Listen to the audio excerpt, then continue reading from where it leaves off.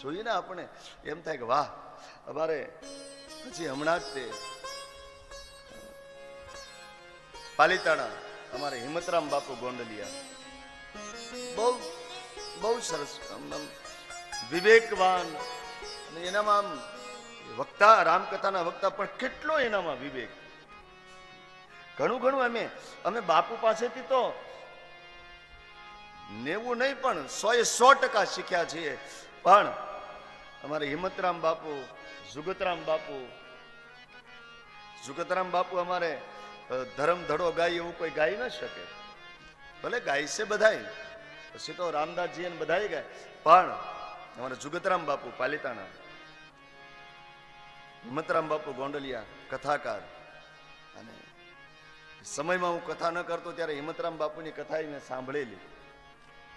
હમણાં જ તે એમના ધર્મપત્રીનો પણ એક રમેશ બાપુ ક્યાંય કોઈ જગ્યાએ આવો દાખલો નહીં બેઠો. હિંમતરામ બાપુના ઘરેથી એમના ધર્મપત્ની હમણાં જ દેવ થયા. આપણે સગાપરાની ધાર બાપુની કથા હતી પહેલા. હિંમતરામ બાપુના શબ્દો. હિંમતરામ બાપુ મને કે હું અને ભક્તિરામ બાપુ અમે ગયા હતા તો ઘરે સમાધિ આપી, ફળિયામાં નહીં, રૂમની અંદર સમાધિ આપી. આ ખોટું પડ્યું, મારા શબ્દો ખોટા પડી ગયા. હું દરેક કથામાં એવું કહેતો કે આપણે એમ કહે કે મને મારી બા વાલી છે, મારી મા વાલી છે, મારો બાપ વાલો છે. કોઈએ ઘરમાં શબ્દને રાખ્યું. આ હું બોલતો, હવે નહીં બોલું, હવે ન બોલી શકું, કારણ કે આ એક ઉદાહરણ એને પૂરું પાડ્યું. હિંમતરામ બાપુ કહે મારી ઈચ્છા હતી કે મારે ઘરે એને સમાધિ દેવી છે, પણ જવાબદારી તો છોકરાઓની છે.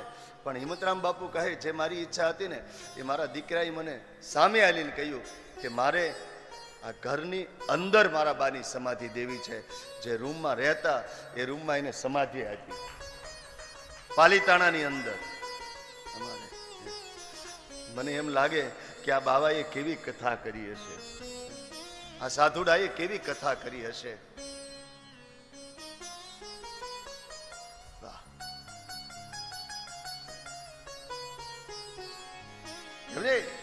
અમને લાગુ પડે વિવેક પહેલા અમારામાં હોવો જોઈએ ને.